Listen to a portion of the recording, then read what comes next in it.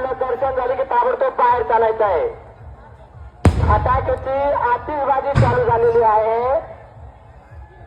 चला, ज्या नाथभक्तांचं दर्शन झाले त्यांना विनंती आहे की कृपा करून मंदिराच्या बाहेर जायचे. चैत्र शुद्ध प्रतिभाते निमित्त फटाक्याची आतिषबाजी चालू झालेली आहे.